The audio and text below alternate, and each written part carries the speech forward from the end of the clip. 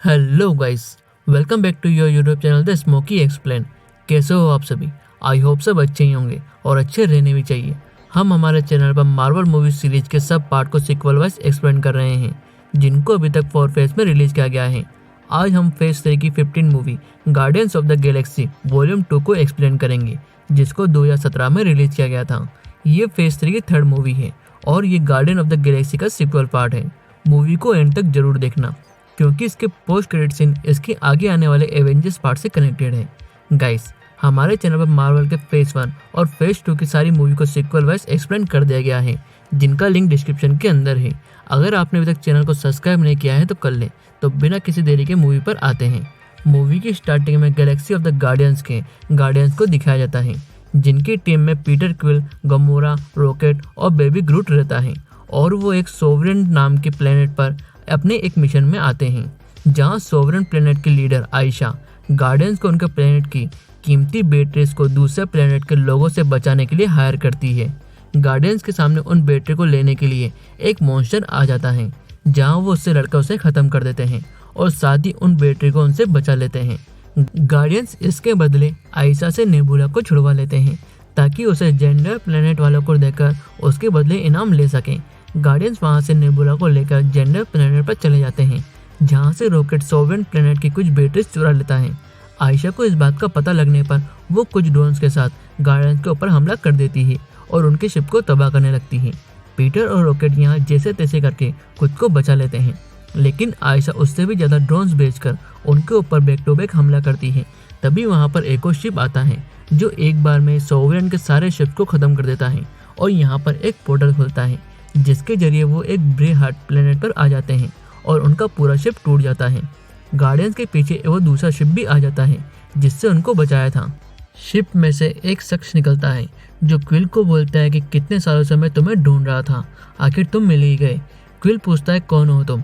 तब वो शख्स बताता है कि उसका नाम ईगो है और तुम मेरे बेटे हो। मैंने बहुत साल पहले योंडू को तुम्हारी माँ के मरने के बाद तुम्हें यहाँ पर लाने के लिए भेजा था, लेकिन योंडू ने तुम्हें अपने पास में ही रख लिया। अब तुम मेरे पास आ गए हो, तो मेरे साथ मेरे प्लेनेट पर चलो। क्विल ईगो की बात मान जाता है और ईगो के साथ उसके प्लेनेट पर जाता है, जहां रॉकेट और बेबी ग्रूट के साथ नेबुला वहीं अपने शिप पर रुक जाते हैं और क्विल के साथ गमोरा और ड्रेक्स आते हैं। यहाँ एक और कैरेक्टर को दिखाया जाता है, जिसका नाम मेंटिस रहता है, और उसके सर के ऊपर 2 एंटीना जैसे होते हैं, जिसके जरिए वो दूसरे लोगों के बारे में जान सकती है और उन्हें समझ सकती है और उनको नींद में रख सकती है, और साथ ही उनके दिमाग पर काबू भी पा सकती है।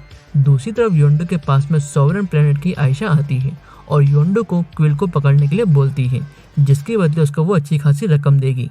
योंडू मान जाता है और क्विल के शिप का पीछा करते हुए रॉकेट और बेबी ग्रूट के पास में आ जाता है। रॉकेट यहाँ अपने हथियारों से योंडू के साथियों को मार देता है, लेकिन योंडू आकर रॉकेट को पकड़ लेता है। तभी योंडू के ग्रुप में लड़ाई हो जाती है, जहां बेबी ग्रूट रॉकेट को बचाने के लिए नेबुला को आजाद कर देता है, लेकिन नेबुला उल्टा योंडू और रॉकेट के ऊपर हमला कर देती है। दूसरी तरफ ईगो क्विल, गमोरा और ड्रेक्स को उसके ईगोस प्लेनेट पर ले आता है, जहां सब कुछ बहुत सुंदर होता है, जिसको देखकर क्विल बहुत खुश होता है। ईगो यहाँ पर अपने बारे में बताता है, जहाँ किस तरह से उसने अपने प्लेनेट को बनाया और उसके बाद किस तरह से क्विल की माँ से वो मिला, और उसके बाद उसे पता चला कि कोई अर्थ का एक शख्स है जिसने इन्फिनिटी स्टोन को अपने हाथ में लिया है। उसके बाद से मैं तुम्हें ढूंढने लगा और मुझे तुम मिल ही गए। ईगो क्विल को उसकी माँ का स्टैचू दिखाता है, जो उसने उसकी माँ की याद में बनाया होता है। क्विल बोलता है कि उसकी माँ अर्थ पर मर रही थी, लेकिन फिर भी वो उनसे मिलने नहीं आए। तब ईगो बताता है कि अगर वो आ जाता तो उसका ये प्लेनेट खत्म हो जाता। साथ ही ईगो बोलता है कि क्विल के अंदर भी उसके जैसे ही दिव्य शक्ति है, जिसको वो भी कंट्रोल कर सकता है। क्विल अब अपने हाथों की शक्तियों को महसूस करता है और उन्हें कंट्रोल करना सीखता है। मेंटिस और ड्रेक्स साथ में होते हैं, जहां ड्रेक्स मेंटिस को अपनी बेटी के बारे में बताता है और मेंटिस ड्रेक्स को कुछ बताने वाली होती है। तभी वहां पर गमोरा आ जाती है और वो उसे कुछ नहीं बताती है। यहाँ योंडू के शिप पर रॉकेट के साथ बेबी ग्रूट और योंडू को भी पकड़ लेते हैं, और अब उनके शिप का नया लीडर टेजर फेस होता है, जो योंडू के साथियों को धीरे धीरे करके स्पेस में छोड़कर उन्हें मार देता है। लेकिन रॉकेट को मारने से पहले नेबुला आकर उन्हें रोक देती है और बोलती है कि इस चूहे के ऊपर बहुत बड़ा इनाम रखा गया है। टेजर फेस नेबुला को ईगोस प्लेनेट पर जाने के लिए एक शिप देता है, जहां नेबुला बताती है कि वो वहां जाकर गमोरा को मार देगी और उसके बाद वो थेनोस को भी मार देगी। क्योंकि उसने जब वो छोटी थी तो उसकी बॉडी के पार्ट को निकाल दिया था और उसमें मशीन के पार्ट लगा दिए थे। योंडू के साथ रॉकेट को जेल में डाल देते हैं और ग्रूट के साथ वो खेलते हैं। योंडू रॉकेट से बोलता है कि उनके यहाँ से बाहर निकलने के लिए उसका छोटा पौधा ग्रूट उनकी मदद कर सकता है। ग्रूट रॉकेट और योंडू के पास में आता है, जहाँ वो उसे अपना सर पर पहनने वाला ताज लाने को बोलता है, जिससे वो यहाँ से बाहर निकल सकते हैं। अब ग्रूट ट्रेजर फेस के पास से वो ताज लाने जाता है, लेकिन हर बार ग्रूट कुछ अलग चीज को उठाकर ले आता है। तब यहाँ योंडू की मदद उसका ही एक साथी करता है और योंडू को उसका ताज दे देता है। अब योंडू अपनी याका एरो, जो विसल से कंट्रोल होता है, उसके जरिए अब शिप में ट्रेजर फेस के लोगों को मारता है। यहाँ एक बहुत ही अच्छा योंडू का एरो का सीन चलता है। योंडू सबको मार देता है और शिप को भी ब्लास्ट करके वहाँ से निकल जाता है। ट्रेजर फेस मरते हुए सोवरेन प्लेनेट को योंडू की लोकेशन बता देता है। रॉकेट अब योंडू के साथ ईगो प्लेनेट्स पर जाते हैं, जहाँ वो कई प्लेनेट से होकर निकलते हैं। ईगोस प्लेनेट पर गमोरा के पीछे नेबुला अपने शिप से आ जाती है और उसके ऊपर हमला करती है और उसे मारने की कोशिश करती है, लेकिन उल्टा नेबुला ही उसके शिप में फंस जाती है, जहाँ उसे गमोरा बचाती है। तब वहाँ पर उसके शिप में एक ब्लास्ट हो जाता है। नेबुला गमोरा को अपने बारे में बताती है, जहाँ वो बोलती है कि थेनोस ने उसकी बॉडी के पार्ट निकालकर मशीन के पार्ट डाल दिए हैं क्योंकि तुम मुझसे फाइटिंग में अच्छी थी। यहाँ दूसरी तरफ क्विल के पास में ईगो आता है और उससे अपने साथ में रहने को बोलता है, जहाँ वो अनंत जीवन जी सकते हैं। सब लोग मर जाएंगे लेकिन हम ही जिंदा रहेंगे। ईगो अपनी शक्ति से क्विल को अपनी शक्ति को महसूस करवाता है और उससे अनंत ब्रह्मांड दिखाता है। ये सब मेंटिस देख लेती है और वो ड्रेक्स को जाकर बताती है कि ईगो को वो मिल गया है जो वो कब से ढूंढ रहा था, तुम सब खतरे में हो।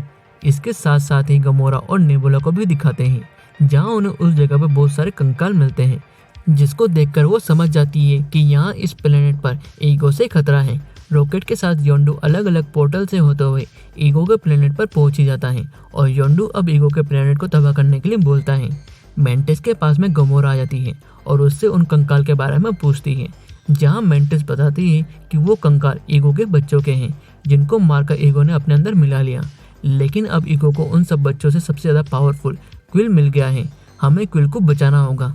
साथ ही यहाँ ईगो अपने बारे में क्विल को बताता है, जहाँ किस तरह से उसने ब्रह्मांड के हर एक प्लेनेट पर अपना एक अंश छोड़ दिया, जिससे वो एक दिव्य पुरुष बन पाए, जिसमें अब तुम मेरा साथ दोगे।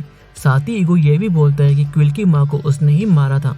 ये बात सुनकर क्विल को होश आ जाता है और उसी वक्त क्विल ईगो के ऊपर शूट कर देता है, जिससे ईगो की सच्चाई बाहर आ जाती है और वो क्विल को पकड़कर उससे उसकी एनर्जी को लेने लगता है। साथ ही अब रॉकेट और गमोरा मिलकर क्विल को बचाने के लिए आ जाते हैं। क्विल की एनर्जी से ईगो दूसरे प्लेनेट पर कब्जा करने लगता है। तभी रॉकेट और उसके साथी आकर क्विल को बचा लेते हैं और वहां से क्विल को लेकर निकल जाते हैं, जहां अब वो भागने की जगह ईगो को रोकने और ब्रह्मांड को बचाने के लिए उसके प्लेनेट के अंदर जाते हैं, जहां पर उसका दिमाग और दिल रहता है। क्विल और रॉकेट मिलकर ईगो के हट को खत्म करने लगते हैं। तभी वहां पर सोवरेन प्लेनेट के शिप आ जाते हैं और उनके ऊपर हमला कर देते हैं और यहाँ पर एक फाइटिंग सीन चलता है। रॉकेट ईगो को खत्म करने के लिए एक बम बनाता है और उसके हार्ट में डालने के लिए उसे ग्रूट को भेजता है, जहाँ ग्रूट रॉकेट की बात को समझ नहीं पाता है और ग्रूट ईगो के हार्ट में वो बम लेकर चला जाता है। ईगो भी अब गार्डियंस को ढूंढ लेता है और उनको खत्म करने के लिए आता है। तब मेंटिस अपनी पावर से ईगो को सुला देती है। सोवरेन प्लेनेट वाले गार्डियंस को घेर लेते हैं और उनको मारने लगते हैं। तब यहाँ पर नेबुला अपनी रोबोटिक पावर से उनके शिप को एनर्जी देती है, जिससे वो सोवरेन प्लेनेट के शिप को खत्म कर देते हैं। इसी बीच मेंटिस का काबू ईगो से हट जाता है और ईगो आज़ाद होकर गार्डियंस को मारने लगता है और क्विल के जरिए दूसरे प्लेनेट पर कब्जा करने लगता है, जहाँ क्विल अब खुद की एनर्जी से ईगो से लड़ता है और उससे अपने दोस्तों को आज़ाद करवा देता है। साथ ही वापस दूसरे प्लेनेट पर उसका कब्जा भी रुक जाता है। ग्रूट को ईगो का हार्ट मिल जाता है, जहाँ पर वो उसे बम को लगा देता है और अब सब गार्डियंस वहाँ से निकलते हैं, जहाँ क्विल की मदद करने के लिए योंडू रुक जाता है। क्विल अभी भी ईगो से लड़ता है, जहाँ पर वो बम फट जाता है, जिसके साथ ईगो और उसका प्लेनेट खत्म होने लगता है और साथ ही क्विल की एनर्जी भी खत्म होने लगती है। तब यहाँ पर योंडू आकर क्विल को वहाँ से बचाकर ले जाता है और स्पेस में ले जाकर उसे स्पेस सूट दे देता है। योंडू क्विल को अलविदा बोलता है और योंडू बिना स्पेस सूट के स्पेस में ही मर जाता है। गार्डियंस योंडू को शिप में ले आते हैं, जहाँ पर अब सब उसको आखिरी अलविदा करते हैं और उसके साथ ही यहाँ पर योंडू के दूसरे साथी लुटेरे दोस्त भी आ जाते हैं, जो योंडू को अलविदा करते हैं। और इसी के साथ guardians of the Galaxy volume 2 movie का एंड होता है। मूवी के मिड और पोस्ट क्रेडिट सीन में सॉवरेन प्लेनेट की लीडर आयशा को दिखाते हैं, जो गार्डियंस को खत्म करने के लिए एक एडम नाम का पावरफुल बॉडी तैयार करती है। यहाँ योंडू का टेलीकाइनेटिक एरो को कारगिल ले लेता है और अब सब लुटेरे फिर से एक हो जाते हैं और साथ ही ग्रूट को भी दिखाते हैं, जो अब बड़ा हो जाता है। सो गाइस, आपको ये मूवी कैसी लगी लाइक और कमेंट करके बताएं। हो सके तो ये वीडियो अपने दोस्तों से शेयर करें और मुझे सपोर्ट करें।